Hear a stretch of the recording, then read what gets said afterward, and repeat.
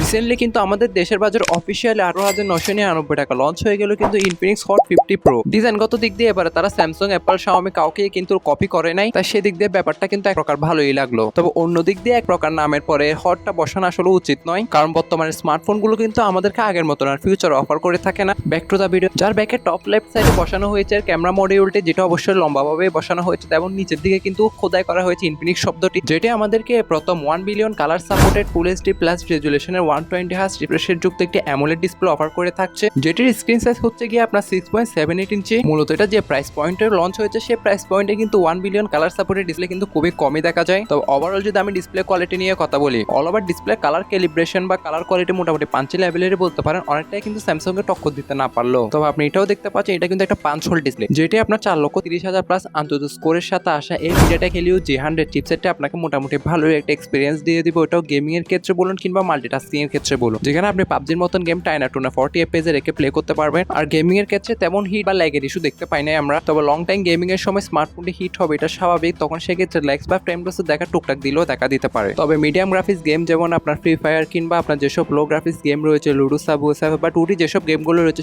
সেগুলো মিডিয়াম গ্রাফিক্সে রেখে মোটামুটি ভালোভাবে প্লে করতে। বাট আপনি যদি হাই গ্রাফিক্স গেমগুলো হার্ডওয়্যার লেভেলের চিন্তা করে স্মার্টফোনটি নিতে চান, তাহলে সেক্ষেত্রে অবশ্যই অ্যাভয়েড করবে। তার সাথে অবশ্যই একটি জিনিস উড়িয়ে দেওয়ারও বিষয় না, কারণ আমি আগেই বলেছিলাম তাদের নামের সাথে হট শব্দটা আসলে মিলে না। কারণ স্মার্টফোনটি শুধু তো অনেক গাদা ভালো ভালো ফিউচার অফার করলেও সেগুলো কতটা কাজে তা অবশ্যই বুঝতে পারছেন। কারণ মিডিয়াটেক হেলিও G100 এটা আপনার এই চিপসেটটি হতে পারে অনেক ভালো গেমিং একটা চিপসেট না, এটা আপনার মিডিয়াটেক হেলিও G99 হালকা আপগ্রেডেড। পাশাপাশি এটা আপনার 6 ন্যানোমিটার আর্কিটেকচারের উপর বিল্ড হওয়া এর 5000 mAh ব্যাটারি দ্বারাও মোটামুটি ভালো একটা ব্যাটারি ব্যাকআপ পেয়ে যাবে, যেটা আপনাকে নর্মাল ইউজে 1.5 দিনের মতন ব্যাটারি ব্যাকআপ দিয়ে দিবে আর এসওটি দিয়ে দিবে আপনার 6 ঘন্টা মতো। পাশাপাশি বক্সে থাকা 33 ওয়াটের চার্জারটি দ্বারা আপনি 1 ঘন্টা 10-20 মিনিটের মধ্যে স্মার্টফোনটি সম্পূর্ণ চার্জ করে নিতে পারবেন ইজিলি। অনেকটাই স্টক অ্যান্ড্রয়েডের সাথে আসা স্মার্টফোনের ব্যাক এন্ডে কিন্তু ইউজ করেছে তাদের নিজস্ব UI XOS 14.5, যেখানে আমরা আননেসেসারি অ্যাপসে দেখা খুবই কমই দেখতে পেয়েছি, আর যেগুলোই দেখতে পেয়েছি সেগুলো অবশ্যই আনইনস্টল করে দিতে পেরেছি, যেটি আপনার out of the box Android 14 A run করতে যাচ্ছে, যার ব্যাকে গাদা সেন্সর অফার করলেও কাজের সেন্সর সে একটাই 50 মেগাপিক্সেলের অ্যাপারচার 1.6 এর সাথে আসা মেইন ওয়াইড সেন্সরটি দেন সেকেন্ডারিতে একটা সঙ্গ দেওয়া হয়েছে 2 মেগাপিক্সেলের অ্যাপারচার 2.4 এর সাথে আসে ডেপথ ক্যামেরা, যেটি আমাদেরকে ওভারঅল ব্যাকে ডিউল ক্যামেরা সেটআপে ওভার করছে। 3 নাম্বার সেন্সরটি কোনো কাজেরই না, যার ফ্রন্টে প্লেসমেন্ট করেছে 8 মেগাপিক্সেলের একটি সেন্ট্রাল পাঞ্চল সেলফি ক্যামেরা। তবে এই বাজেটের মধ্যে আমরা অলমোস্ট 13 কিংবা 16 মেগাপিক্সেলের একটা সেলফি ক্যামেরা আশা করেছিলাম। ব্যাক ক্যামেরা কোয়ালিটি ওভারঅল আমি কি বলবো, অবজেক্টও ভালোভাবে ফোকাস করছিল, তার সাথে ছবির যে কালার ডিটেলস বা অ্যাকুরেসি রয়েছে সেগুলো ভালোভাবে আপনার ধরে রাখছিল, তার সাথে পোর্ট্রেট মোড আপনার এজ ডিটেকশন বলুন বা ডাইনামিক রেঞ্জ বলুন ভালোভাবে কিন্তু কভার করছে। তবে সেক্ষেত্রে আহামরি খুব একটা ভালো রেজাল্ট পাবেন আসলে তা না, যেটি